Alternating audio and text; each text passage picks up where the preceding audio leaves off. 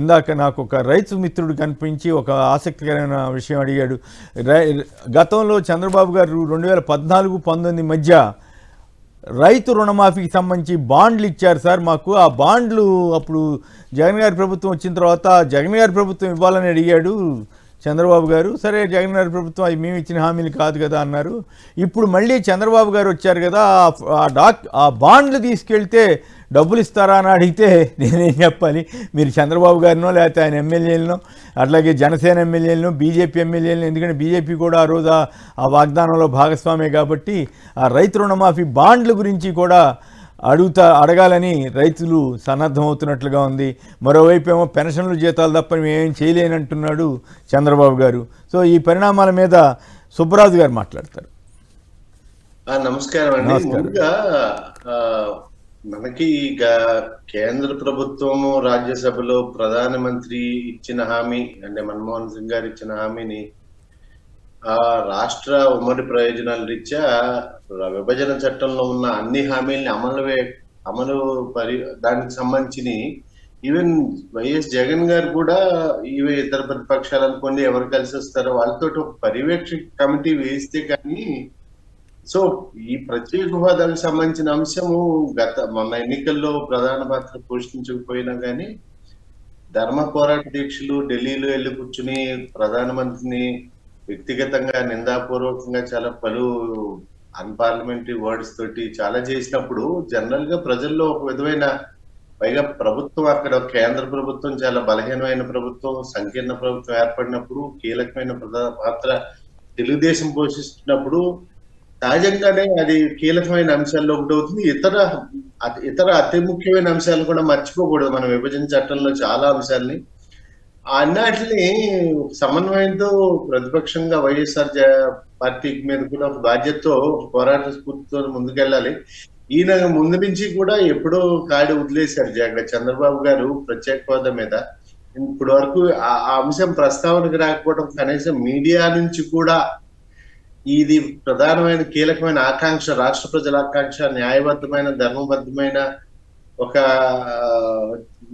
కోరిక, లేదంటే హామీల రూపం చట్టంలో లేకపోయినా కానీ ప్రధాని, అప్పటి ప్రతిపక్ష నేతలు ఇద్దరు, తర్వాత ఆయన ఉప రాష్ట్రపతి అయిన వ్యక్తి 5 సంవత్సరాలు సార్ కాదు 10 సంవత్సరాలు మా పార్టీ అని చెప్పిన వాళ్ళందరూ ఇప్పుడు ఉమ్మడిగా ఒకే స్థానంలో అధికార స్థానంలో ఉన్నారు. కాబట్టి ఈ ప్రత్యేక హోదా అనేది ఆ బ్యాక్ బర్నర్ అంటాం, అంటే ఎప్పుడు ఆ వేడి తగ్గించకుండా గ్యాస్ స్టవ్ లో సిమ్ లో పెడతారు కదా, అట్లానే ఉంచాలండి.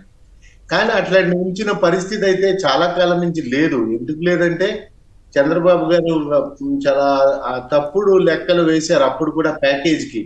అంటే ఏం లెక్కలు వేశారంటే, ఒకవేళ ప్రత్యేక హోదా వస్తే ఎన్ని పరిశ్రమలు వస్తాయో, ఎన్ని పరిశ్రమలకి పన్ను రాయితీ ఎంత అవుతుందో చెప్పి, ఆ పన్ను రాయితీ వచ్చే పరిశ్రమలకు వచ్చే పన్ను రాయితీకి ఆ చర్చ చాలాసార్లు మనం మాట్లాడుకుంది అనుకోండి. ఇప్పుడు ప్రత్యేక హోదా వద్దని నిధులు అడుగుతున్నాడు, ఇంకో పక్క జీతాలను పెన్షన్లు తప్ప ఇంక ఇచ్చే పరిస్థితి లేదని అంటాం, చేతులు ఎత్తేయటమేనా? అయినప్పుడు కూడా ఇప్పుడు కేంద్రం డబ్బులు ఇచ్చే పరిస్థితి ఉంటుందా? ఎన్ని వేల కోట్లు, ఈయన లక్షల కోట్లు అడుగుతాడు, లక్షల కోట్లు ఇచ్చే పరిస్థితి ఉంటుందా కేంద్రం? ఈ హామీలు ఇవన్నీ అమలు చేయకుండా విధ్వంసంతో కథ నడుపుతారా? ఏమన్నా అడిగేవాడికి ఎన్నైనా అడగొచ్చండి. కానీ కేంద్ర ప్రభుత్వానికి కానీ రాష్ట్ర ప్రభుత్వానికి కానీ నిధుల వనరులు వచ్చే మార్గాలు కేవలం కొన్ని పరిమితము. రాష్ట్ర ప్రభుత్వానికి బదలాయింపు కూడా కొన్ని పరిమితులతోటే అవుతాయి తప్పితే అనంతంగా ఎక్కడ ఎవరికి పైనుంచి జలపాతాలు ఏమి కారిపోవట్లేదు.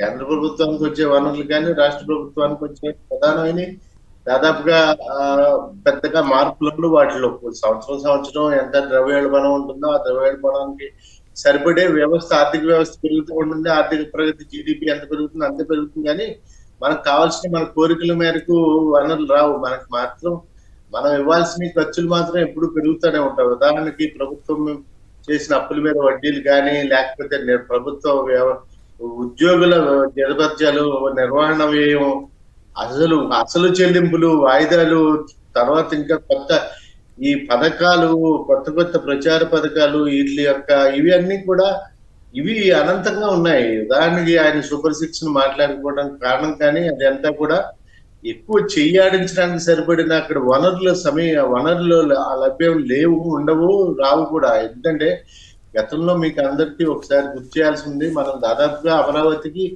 వీళ్ళు అప్పటి ప్రిన్సిపల్ సెక్రటరీ అడిగింది 1,08,000 కోట్లు దాదాపుగా. వాళ్ళు ఆమోదించింది 1,500 కోట్లు. దాంట్లో దాదాపుగా అప్పట్లో ఒకే Right. వాయిదాను అంటే ఫైనల్గా ఒక మాట చెప్పండి సుబ్బరాజు గారు, ఇప్పుడు చంద్రబాబు గారు గత ప్రభుత్వం మీద విమర్శలు చేస్తూ చేతులు ఎత్తేసినట్లయినా మేమేం చేయలేము, పెన్షన్లు జీతాలు తప్ప ఇంకేం ఇవ్వలేమని చెప్తూ మరి సూపర్ సిక్స్ అని చెప్తూ కేంద్రానికి వెళ్ళి ఈ మాటలు చెబుతున్నారంటే చేతులు ఎత్తేసినట్లయినా, హామీలు ఎగ్గవేయటానికి ప్రయత్నిస్తున్నట్లయినా, ఈ పరిస్థితి ఉంటే పాపం రైతులు చంద్రబాబు గారు వచ్చారు అప్పుడు ఇచ్చిన బాండ్లు మళ్ళీ ఇస్తారేమో అని ఆశపడుతున్నారు. అది అయ్యే పని అంటారా?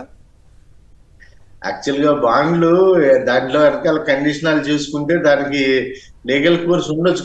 కానీ ఇప్పుడు మీరు చేతులు ఎత్తేసినా అంటే చేతులు ఎత్తకపోయినా, వాళ్ళు ఎత్తినట్టు కనపడకపోయినా మనకుండే వనరులు పరిమితమేనండి. ఇప్పుడు రాష్ట్ర ప్రభుత్వానికి కొత్తగా చంద్రబాబు గారు వచ్చేసారు కదా అని ఆదాయాలు ఏమి మారిపోవాలి. రెవెన్యూ సంబంధించిన పన్నులు కానీ అవి ఎక్స్ట్రా పెంచుకోవాల్సి వస్తుంది. పెంచితే దాని మీద ఉండే ప్రభావం దాని మీద ఉంటుంది. ఇకపోతే ఇతర ప్రభుత్వ రంగానికి సంబంధించిన కొన్ని అంటే విద్యుత్ ఛార్జీలు కానీ, లేకపోతే ఆర్టీసీ ఛార్జీలు. ఇప్పుడు ఆర్టీసీకి ఏమో ఆమె ఉచిత ప్రయాణం అంటున్నారు. ఇవన్నీ ఎట్లాంటి అంటేనండి, హామీలు ముందు ఇచ్చేసి తర్వాత ఏమవుతుందో తర్వాత చూద్దాం, దానికి కత్తిరింపులు అయ్యి గత చరిత్ర మనకు తెలిసిందే. 100 రూపాయలు ఇచ్చి దాన్ని మెల్లిగా ఆ కారణం చెప్పి ఆ పరిమితి విధించి ఈ అర్హత లేదని చెప్పి అట్లా తగ్గించుకుంటా వెళ్ళి ఇక్కడ కేవలం ఇప్పుడు విశ్వసనీయత ఇవన్నిటిని కూడా మన ఎన్నికల్లో అది ప్రధాన పాత్ర పోషించలేదు. అది ఒక కీలకమైన పాత్ర పోషిస్తుందని ఆశించాం.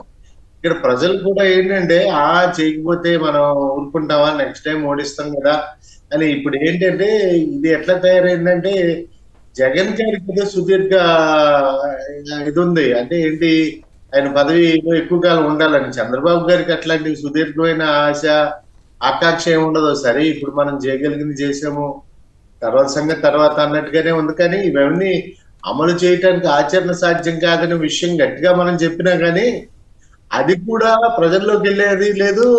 లేకపోతే ఏమో వీళ్ళేమో శాపనార్థాలు పెట్టేవిగా ఎప్పుడు మామూలు అన్నీ అయినట్టుగా కానీ నంబర్ సపోర్ట్ చేయవండి. నంబర్ ఓకే అండి.